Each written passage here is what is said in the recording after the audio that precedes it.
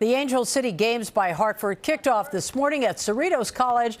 Goes all weekend long. Adaptive athletes come to hone their skills or even try a new sport for the first time. There will be clinics for learning something new and competitions for pushing yourself even harder. But the founders of Angel City Sports hope the biggest takeaway here is really a sense of community. Joining us right now is CEO and founder of Angel City Sports, Clayton Frech. And I should say welcome back because we heard your story last summer as well. Yes, no, thank you so much for having me. I'm excited to be here. So tell us, what is this weekend all about to you? I mean, gosh, you said it. Like, to me, it is sport, but it is community. It is for kids, adults, and veterans living with physical disabilities and creating this almost like sports festival environment for them to try all different types of sports and even compete. You know, I'm looking at some video here, and I'm really seeing a range of ages. How young is the youngest? How old is the oldest? I mean, we'll take them. We'll take toddlers. We'll do something we call the toddler games later this weekend. So babies up to 5, 6 years old, usually by the time they're 7 or 8, they're ready to kind of, play with the big boys. But we'll have the elderly, like literally every age you can imagine. Angel City Games launched in 2015. What have you seen in terms of progress for competitive, adaptive athletes with maybe thinking about going to the Paralympics? Well, I have to say, I feel like the landscape has changed a lot. There's a lot more media attention. Thanks to NBC's coverage and the sponsors that supported them. We saw 1,200 hours of Paralympic coverage during the Tokyo Games, and that's grown massively. There are definitely more programs popping up across, the United States and certainly locally. So, yeah, we're really excited to be a part of this movement as we head into the LA 2028 Paralympic Games. All right, talk to me as a parent. Put that hat on for just a moment. What is it like for you to maybe sit in the stands and see some of this, to see your son? Give us a little of the backstory on this.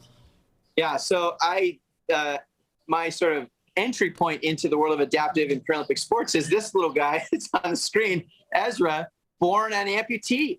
And so we've been in this world since day one. And, last summer, he was able to make the Paralympic team that went to Tokyo. And shot of the high jump, he was an inch from a medal. He won't let that happen again.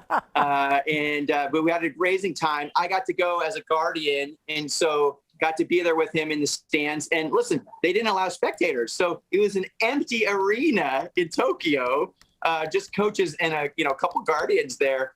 But I mean, listen, achieving your own dreams is great, but when your children achieve their dreams, there's no better feeling. What would you say to a parent who is perhaps looking at this and thinking, yeah, but maybe not my son or daughter, they're a little shy? What would you say to convince them to come out and try this at least? What does it do for parent and or the athlete here? It's funny. We talk about this all day today as we were bringing in new athletes and new families. And first of all, the parent's job isn't always to do what the kid wants to do. Sometimes we have to force our kids into things. And this is one of those examples, right? Because we want the kids to live a healthy, active life. It doesn't mean they're all going to go to the Paralympics, right? But we want them to live a healthy, active life. And we can help them do that. And so you might have to push or pull a child to come.